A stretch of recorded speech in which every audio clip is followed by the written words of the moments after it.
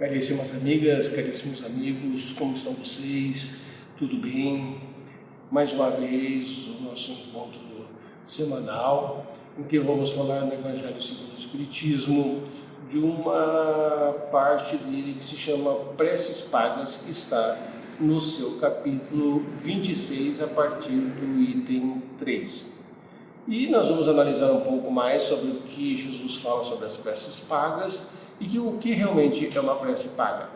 Mas antes de iniciarmos as nossas conversas, vamos fazer a nossa oração, a nossa meditação e vamos pedir aos bons espíritos que nos acompanhem para que o nosso entendimento seja mais amplificado e que possamos colocar esse entendimento na nossa vida prática. Pedimos ao Mestre Jesus, aos bons espíritos, que nos iluminem, nos dê a sua paz e que nesses breves minutos que vamos ficar juntos possamos assimilar a palavra que será dada aqui para o nosso desenvolvimento espiritual enquanto aqui aprendemos neste planeta. Que assim seja. Preces pagas. Vamos ver o que diz aqui o apóstolo Marcos no seu capítulo 13, versículos 38 a 40. Estando, porém, ouvindo todo o povo, disse Jesus a seus discípulos: guardai-vos dos escribas que querem andar com roupas talares e gostam de ser saudados nas praças, e das primeiras cadeiras das sinagogas, e dos primeiros assentos dos banquetes, que devoram as casas das viúvas, fingindo largas orações. Esses tais receberão maior condenação. E disse ainda Jesus: não façais que vossas preces sejam pagas. Não façais como os escribas, que a pretexto de longas preces fazem essa devoração das casas das pessoas mais pobres e das viúvas, apostam-se de suas fortunas. A prece é um ato de caridade, um impulso do coração. Fazer pagas elas não nos adianta nada. A prece deve ser aquela que é dirigida a Deus e não nos transformarmos em intermediários assalariados. Vamos parar um pouco nessa parte e começar a analisar. Os doutores da lei da época de Jesus cobravam para fazer as preces, e pelo que conta aqui, inclusive nessa parte aqui do apóstolo Marcos, que ele diz assim, que eles devoram as casas das viúvas. Então deveriam cobrar para essas preces valores assim exorbitantes, para a época. E Jesus disse: as preces não podem ser cobradas, sob espécie alguma. E nós vemos muito isso ainda, infelizmente, em várias denominações. E várias, não somente nas denominações que nós consideramos católicos, evangélicos, mas até dentro do meio espiritualista, nós também vemos essas preces pagas, coisas que nós temos, que as pessoas têm que pagar para alguma coisa. E Jesus disse: não, dai de graça o que de graça vos foi dado, É uma caridade, é um impulso do coração, como ela aqui explica.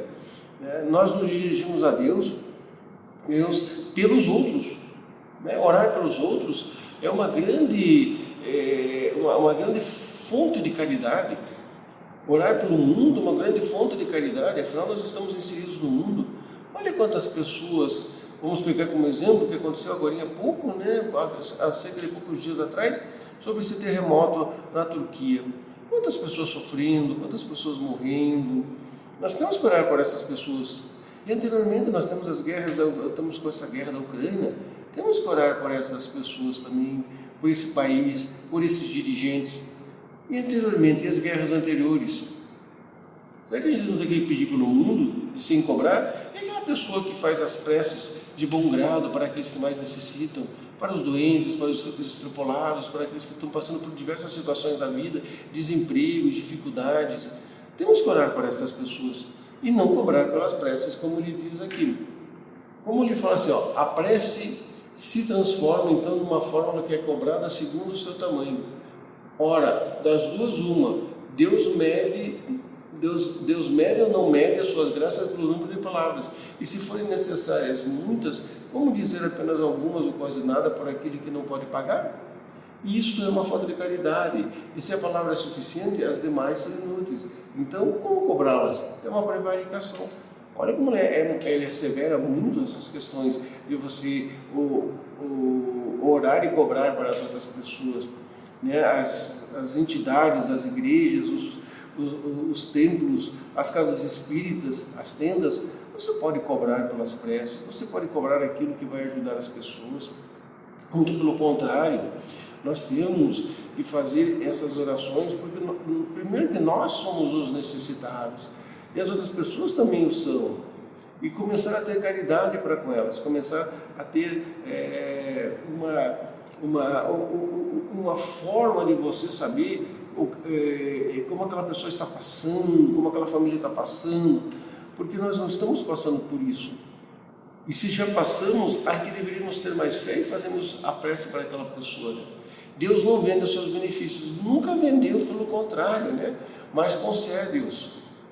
Como, pois, aquele que tem sequer o seu distribuidor e que não pode garantir a sua obtenção, cobra um pedido que talvez nem seja atendido.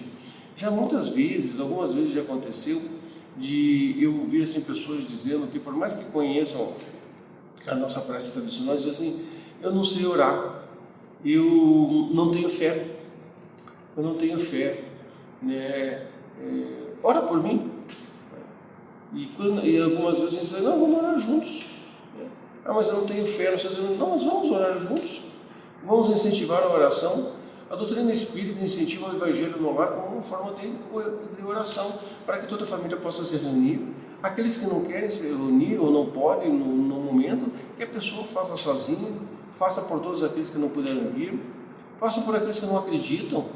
Nunca se cobrar por aquilo que a pessoa não pode fazer, não quer fazer ou não tem fé de fazer. Pelo contrário, faça por aqueles que não acreditam na oração, faça por aqueles que não acreditam na vida após a morte, não faça por aqueles que não acreditam na imortalidade e na espiritualidade. Esses são os mais merecedores da nossa prece. E Deus nunca deixa de nos atender, né?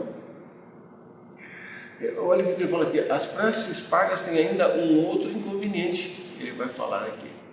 E qual é o inconveniente? É aquela que compra e se julga no mais das vezes dispensado de orar por si mesmo, pois se considera livre dessa obrigação desde que o seu dinheiro seja posto em prática.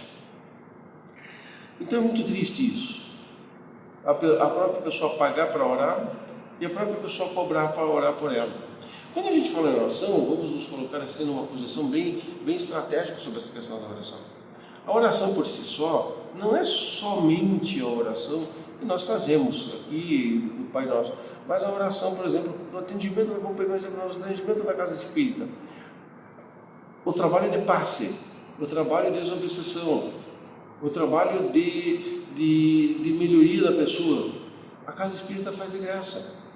Se ela cobrasse, estaria cobrando a prece. As tendas, vamos pegar as tendas de Umbanda, né? Fazem lá os seus ritos para ajudar as pessoas. Você já pensou aquela pessoa que vai lá e é cobrada por aqueles ritos? As igrejas católicas, as igrejas evangélicas, por mais que façam orações para as pessoas, não deveriam cobrar por essas orações. Deus não é mercenário de dinheiro. Deus não necessita do nosso dinheiro material. Ele quer que a gente tenha misericórdia para com as outras pessoas. Esse trecho do Evangelho, segundo o Espiritismo, no seu capítulo 26, preces pagas, é um trecho bem curto, mas que denota em nós uma grande discussão, porque às vezes, ou muitas das vezes, nós não prestamos atenção em relação exatamente ao que é uma prece paga. Às vezes a gente passa até batido nessas questões de preces pagas, e não pode ser desse jeito. As casas, as igrejas têm que viver por si mesmos. Podem fazer outros tipos de caixa, fazendo parte dos pastéis, bazar, essas coisas todas, mas não pode cobrar por uma prece, não pode cobrar por um trabalho, não pode cobrar por um passe, que também, o que nós já comentamos também, é uma prece. Olha o que ele vai dizer aqui, ó. Sabemos que os espíritos são tocados pelo fervor do pensamento dos que se interessam por eles. Mas qual pode ser o fervor daquele que paga por um terceiro orar por ele? E qual o fervor desse terceiro que delega o mandato a outro, e a este outro, e assim por diante? Não é de se reduzir a eficácia da prece ao valor da moeda corrente? No tempo de Allan Kardec, no século XIX, nossa, era muito comum se pagar pelas preces, muito comum mesmo. E a pessoa estava dispensada de orar. Não, eu paguei lá para a igreja, para tanto lá para que orem por mim, orem pela minha família, orem pela minha saúde. Eu paguei para fulano, eu paguei para ciclano. E daí? Será que isso tem eficácia? É claro que toda prece tem eficácia, mas será que o pagamento da prece tem eficácia? Não é o melhor você fazer as suas próprias preces? Não é o melhor você se dirigir a Deus nessa questão do que você necessita? O que Jesus nos ensinou? Procurar primeiro o reino dos céus. O resto vos será acrescentado. O que é procurar o reino dos céus? Quer dizer que nós devemos viver somente orando? Não. Procurar primeiro o reino dos céus. Porque nossas preces, às vezes, a gente acha que não é atendido. Porque primeiro, que às vezes nós titubeamos no pedido. Muitas das vezes a gente não tem exata certeza daquilo. Muitas das vezes nós ficamos na dúvida se vamos receber ou não vamos receber. André Luiz, no seu livro Ação e Reação, e no seu livro Obreiros da Vida Eterna, ele fala muito sobre a questão do pensamento, e que a prece é um pensamento. Você pode estar fazendo prece todas as horas da sua vida. Você pode, numa hora lá que você deu uma folguinha no teu serviço, dar aquela parada, dar aquela pensada, fazer aquela pequena oração. Você está fazendo uma prece para você mesmo. Você não tem necessidade de que os outros façam e você cobre, essa pessoa cobre de você. Isso praticamente seria uma heresia contra você mesmo. Não seria uma heresia para com a pessoa, para com o local que ela está fazendo, mas uma heresia para com você mesmo. Por isso é muito importante que você comece a analisar realmente se você está pagando a prece ou se você está orando por você mesmo, está orando pelas outras pessoas. Dai de graça o que de graça você tem de dom. Se você tem o dom de curar, que também é uma prece, dai de graça, não abra um local lá para você curar e cobrar. Se você tem o dom de dar passes, por exemplo, ou como se diz, fazer o benzimento também, faz de graça, você não precisa desse dinheiro. É uma prece, benzer é uma prece, escutar é uma prece.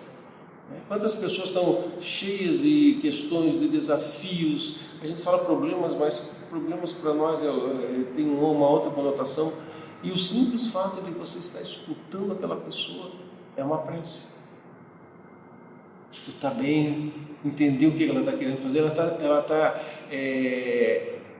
retirando de dentro dela aquela condição tão pesada que ela gostaria tanto que os outros ouvissem. É uma prece. A paciência treinada, como a gente sempre fala aqui, é uma prece.